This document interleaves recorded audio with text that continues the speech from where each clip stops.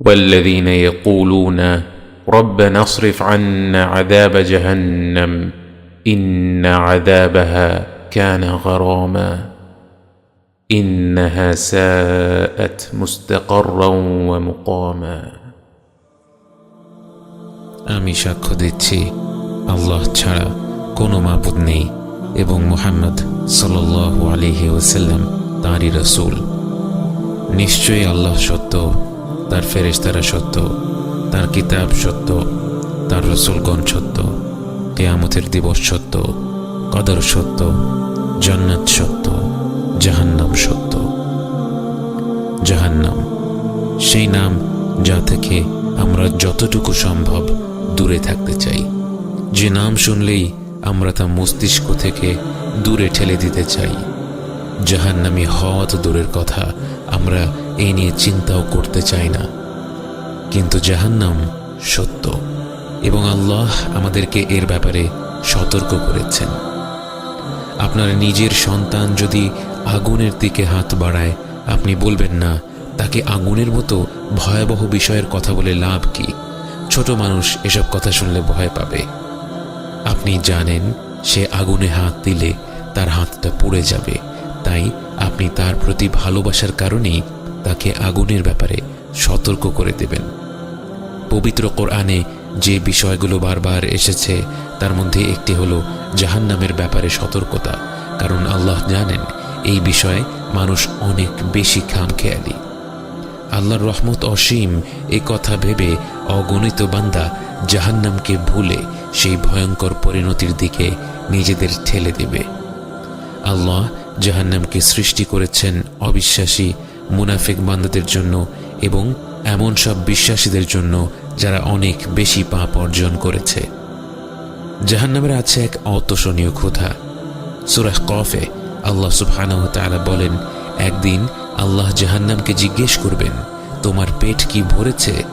জাহান্নাম বলবে, হাল মিন মাজিদ, আরো কিছু আছে কি? রাসূল সাল্লাল্লাহু আলাইহি ওয়াসাল্লাম বলেন, জাহান্নামের প্রান্ত থেকে এর ভেতর একটি পাথর ফেলে দিলে সেই পাথর 70 বছর ধরে পড়তে থাকলেও এর তলায় পৌঁছবে না। জাহান্নামের আছে অনেকগুলো স্তর, যে যত নিচের স্তরে থাকবে তার শাস্তি তত বেশি কঠিন। সহিহ মুসলিমের হাদিসে এসেছে, রাসূল সাল্লাল্লাহু আলাইহি ওয়াসাল্লাম বলেন, তার চাচা আবু তালেব জাহান্নামের বাসিন্দাদের মধ্যে সবচেয়ে হালকা শাস্তি পাবেন। এই হালকা শাস্তি হলো তাকে আগুনের এক জোড়া জুতো পরিয়ে দেওয়া হবে, যার তাপের কারণে তার মস্তিষ্ক ফুটতে থাকবে। আল্লাহ যেন আমাদেরকে জাহান্নাম থেকে রেহাই দেন। আল্লাহ যেন আমাদের পরিবার পরিজনদেরকে জাহান্নাম থেকে রেহাই দেন। জাহান্নামের সবচেয়ে নিম্ন স্তরের জায়গা হবে মুনাফিকদের এবং তারা ভোগ করবে সবচেয়ে ভয়াবহ শাস্তিগুলো। জাহান্নামের বাতাস হবে সামুম, যা হবে অত্যন্ত শুষ্ক ও উত্তপ্ত, এবং জাহান্নামের পানি হবে হামিম, যা হবে ফুটন্ত পানির মতো গরম। সেখানে ছায়া থাকবে শুধুমাত্র একটি গভীর ধোঁয়ার ভেতরে, যেখানে শ্বাস প্রশ্বাস নেয়াই দুষ্কর। জাহান্নামের আগুনের তাপ হবে পৃথিবীর আগুনের চেয়ে 70 গুণ বেশি। যে পৃথিবীর আগুন এক মুহূর্তের জন্য আমাদের শরীর সইতে পারে না, আমরা কি করে জাহান্নামের আগুন সহ্য করার কথা ভাবতে পারি? জাহান্নামীদের উদ্দেশ্য করে আল্লাহ তাআলা বলেন, فذوقوا فلن نزيدكم إلا عذابا জাহান্নামে প্রতিনিয়ত শাস্তি বাড়তে থাকবে। প্রতিদিন যে শাস্তি দেয়া হবে তা তার আগের দিনের চেয়ে বেশি হবে। অর্থাৎ এই শাস্তিতে কারো অভ্যস্ত হয়ে যাওয়ার সুযোগ নেই। একবার ভেবে দেখুন, এইভাবেই জাহান্নামের জীবন চলতে থাকবে 100 বছর নয়, 1000 বছর নয়, বরং অনন্তকালের জন্য। কোটি কোটি বছর পার হয়ে যাওয়ার পরেও শাস্তির পরিমাণ প্রতিনিয়ত বেড়েই চলছে। আল্লাহ যেন আমাদেরকে রেহাই দেন। এমন ভয়াবহ শাস্তির কথা ভাবলে আমাদের মনে প্রশ্ন আসতে পারে, মানুষ পাপ করেছে 70-80 বছর, তাহলে তার শাস্তি অনন্তকালের জন্য কেন? এর কারণ হচ্ছে তার জীবন শেষ হয়েছে আল্লাহর হুকুমে। তাকে যদি অনন্তকাল বেঁচে থাকার সুযোগ দেয়া হতো, সে অনন্তকাল আল্লাহর অমান্য করে যেত, সে অনন্তকাল অন্যের হক নষ্ট করে যেত, সে অনন্তকাল অবিচার করে যেত। তাই আল্লাহ সূরা নাবাতে বলেন, জাযাআন ওয়িফাকা, এটাই উপযুক্ত প্রতিফল, এটাই উপযুক্ত শাস্তি। এই শাস্তির বর্ণনা শুনে মনে হতে পারে শাস্তিটা কি বড় বেশি কঠোর নয়? কিন্তু আল্লাহ হচ্ছেন আলিমুল হাকিম, তিনি সব জানেন, তিনি সবচেয়ে বিজ্ঞ। যে শাস্তির বর্ণনা করা হয়েছে জাহান্নামীদের জন্য সেটাই উপযুক্ত শাস্তি। তাদের যদি এর চেয়ে অনুপরিমাণও কম শাস্তি প্রাপ্য হতো, আল্লাহ তাদেরকে ততটুকুই শাস্তি দিতেন।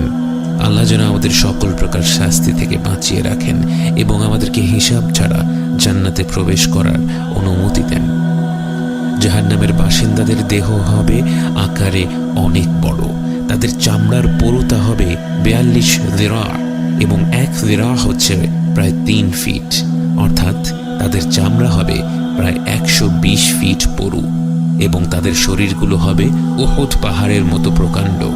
তাদেরকে এত বড় শরীর দেওয়ার কারণ হচ্ছে তারা যেন তাদের শাস্তিগুলো আরো প্রবলভাবে অনুভব করতে পারে।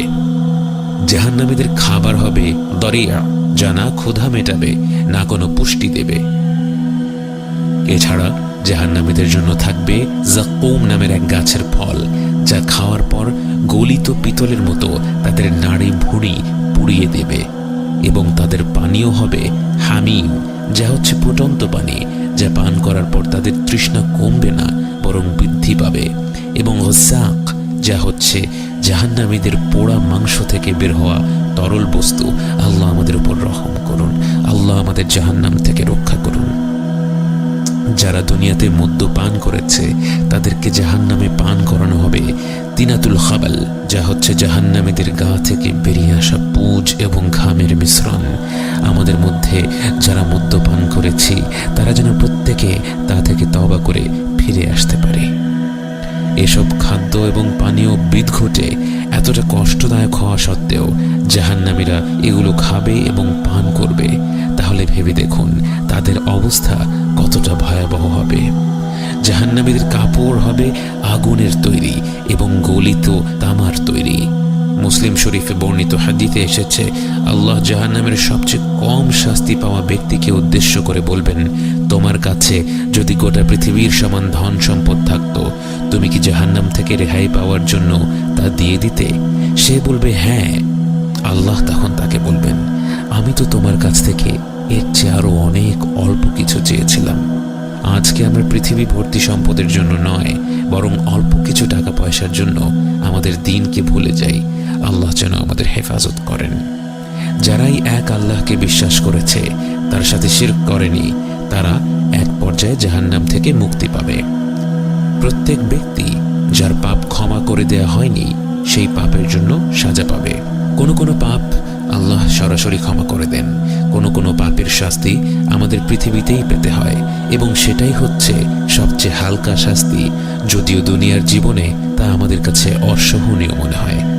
যাদের পাপ এত বেশি যে আল্লাহর মাগফিরাত এবং পৃথিবীর শাস্তি দিয়েও সেগুলো মুছে যায়নি, তারা কবরের আযাব পাবে।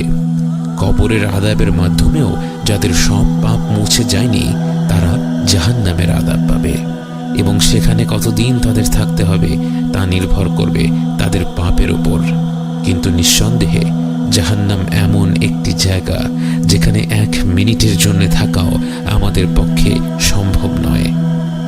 সহিহ মুসলিমের হাদিসে বর্ণিত আছে, আল্লাহ রাসূল সাল্লাল্লাহু আলাইহি ওয়াসাল্লাম বলেন, জাহান্নামীদের এমন একজন ব্যক্তিকে কিয়ামতের দিবসের সামনে আনা হবে যে দুনিয়ার জীবনে সবচেয়ে বেশি বিলাসিতার জীবন কাটিয়েছিল। তাকে শুধু একটি বার জাহান্নামে ডুবিয়ে আবার উঠিয়ে ফেলা হবে এবং তাকে প্রশ্ন করা হবে, হে আদম সন্তান, তুমি কি কখনো কোনো আরাম উপভোগ করেছ? জীবনে কি কোনো ধরনের বিলাসিতার স্বাদ পেয়েছ? সে আল্লাহর কসম খেয়ে বলবে, না আমার রব, আমি জীবনেও কোনো ধরনের আরাম আয়েশ, কোনো ধরনের বিলাসিতা উপভোগ করিনি। সে ব্যক্তি কিন্তু মিথ্যা কথা বলছে না। সে এক মুহূর্তের জন্য জাহান্নামের স্বাদ পেয়ে সত্যি সত্যি তার গোটা দুনিয়ার জীবনের প্রতিটি সুখ ভুলে গিয়েছিল। ভেবে দেখুন, যেই জাহান্নামে প্রবেশ করার সাথে সাথে আমরা জীবনের যত সুখ অনুভব করেছিলাম সব ভুলে যাব, সেই সুখগুলোর জন্য কি জাহান্নাম ক্রয় করে নেওয়া একজন জ্ঞানী ব্যক্তির কাজ হতে পারে?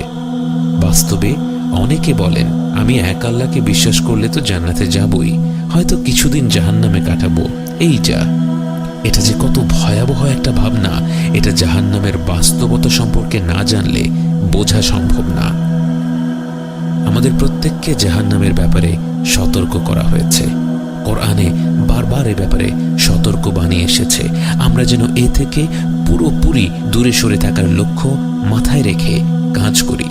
আমরা যেন প্রতিদিন এই ভয়ঙ্কর জায়গাটাকে স্মরণ করে নিজেদের জীবনটাকে গুছিয়ে নেই এবং আল্লাহর কাছে ক্ষমা চাই। আল্লাহ যেন আমাদের অন্তরগুলো খুলে দেন, তার পবিত্র সতর্কবাণী শোনার এবং বোঝার তৌফিক দেন, জাহান্নাম থেকে আমাদের চিরকালের জন্য দূরে সরিয়ে নেন এবং হিসেব ছাড়া জান্নাতে প্রবেশ করার তৌফিক দান করেন।